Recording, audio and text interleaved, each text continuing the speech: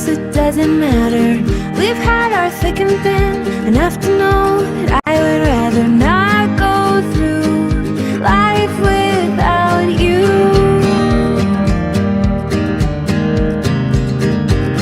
And in the end, I'm just glad we're friends. And in the end, I'm just glad we're friends.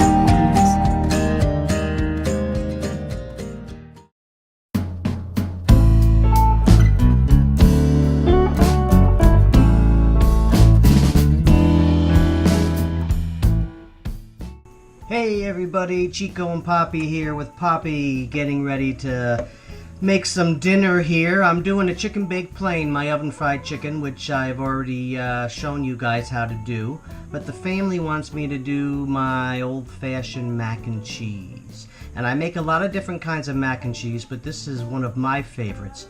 And what I use is an extra sharp cheese, and it just gives it a nice kick. I mean, the great part about mac and cheese is that you can do all sorts of different things. That's why I get upset with some people that just use like a Velveeta or something like that, because there's so many cheeses out there now. You got the pepper jack and Monterey. There's so many different things that you could add little twists to all your different mac and cheeses. This is just a basic mac and cheese. We're going to do it the old-fashioned way with a roux and milk, and I'm just going to use an extra sharp. So I've already shredded up 2 8-ounce packages, alright? And what I've done here is I've left half here so I can top it off.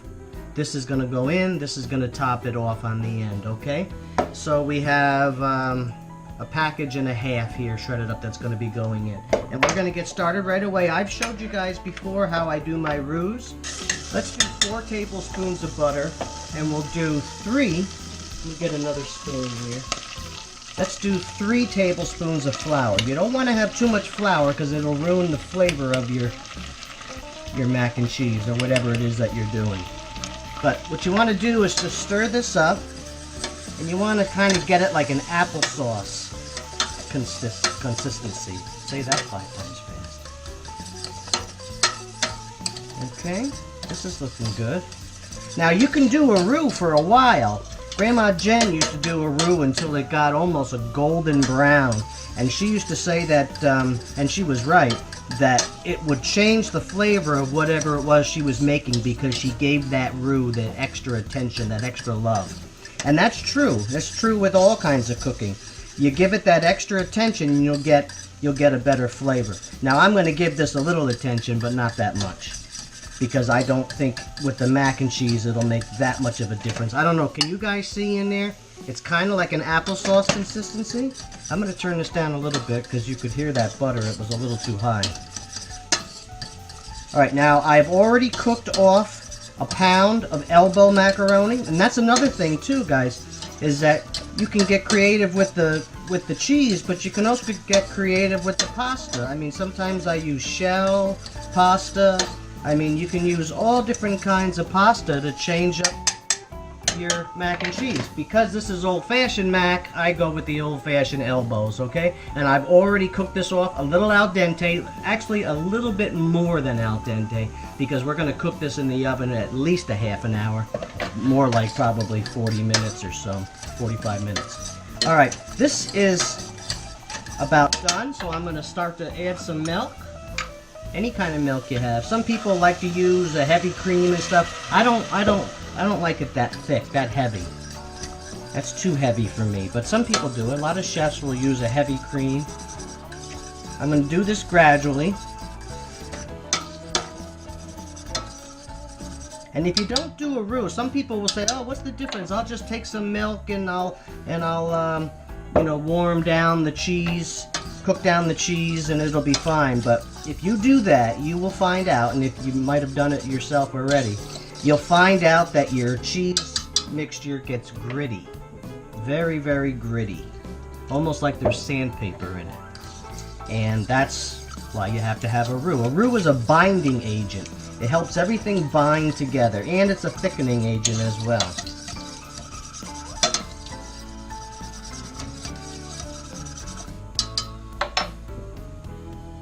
Keep adding the milk here.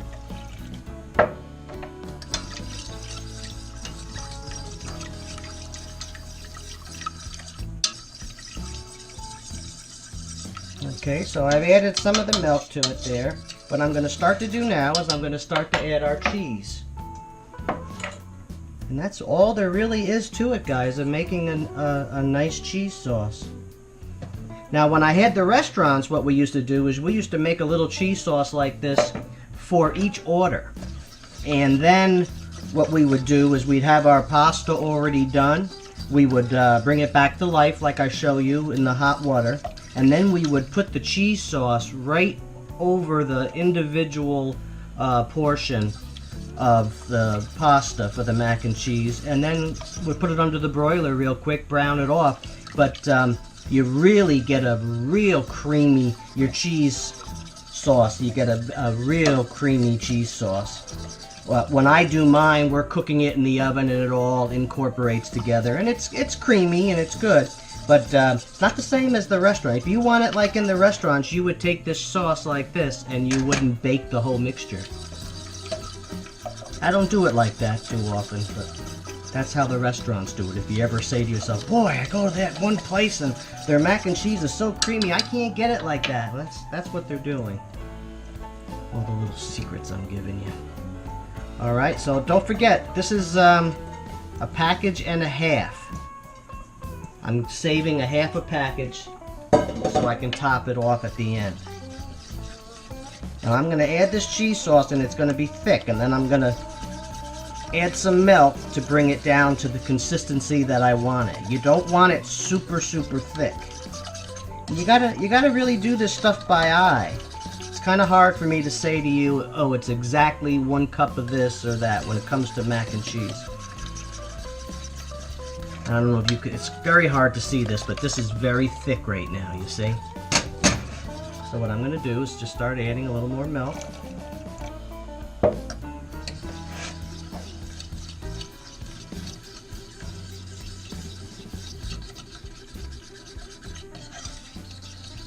Some people say, oh, I don't want to make mac and cheese from scratch, it's so much work.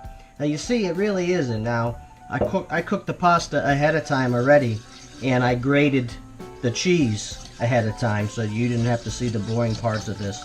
But really, I mean, how long did it take me to make this roux, right? Some butter, some flour, stirred it, started adding some milk, and then I started adding the cheese. It really doesn't take long, and a lot of people get scared with cooking. They think, oh, it's too much work. You know, so I'll buy a canned package of like Alfredo or something like that. And this is exactly how you make Alfredo. You make a roux the same way I showed you, and you add the milk, but the only difference is you would use Parmesan cheese to make your Alfredo. That's it. It's very easy. I could make an Alfredo quicker than you could open a package and warm it up. And so can you. You gotta just keep watching. And Chico says I have to start telling everybody that we need you to, you know, start leaving us some comments down below how you make your different recipes. Let me know how your recipes have come out. And like and subscribe. We need more subscribers so that we can continue to do this. I don't want to have to stop doing this. Alright, I'm going to give this a little bit more milk. And reduce the heat down to a low, and it's just about done here, guys. Okay. Put this off to the side, put this off to the side.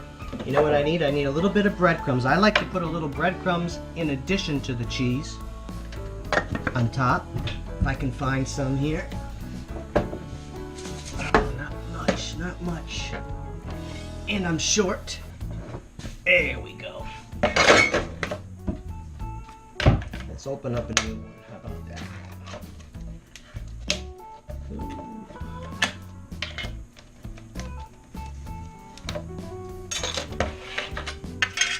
All right, let's get our mac and cheese here.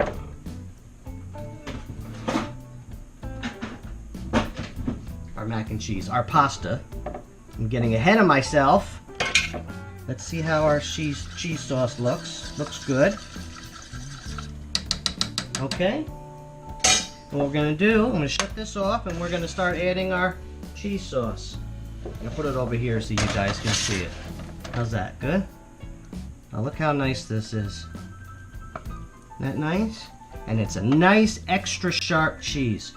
I laugh because Grandma Jen was using the extra sharp cheese, you know, a million years ago, and we've been doing it for 100 years too. And I start to see now that some of the mac and cheese companies are selling it like this now, the extra sharp and stuff.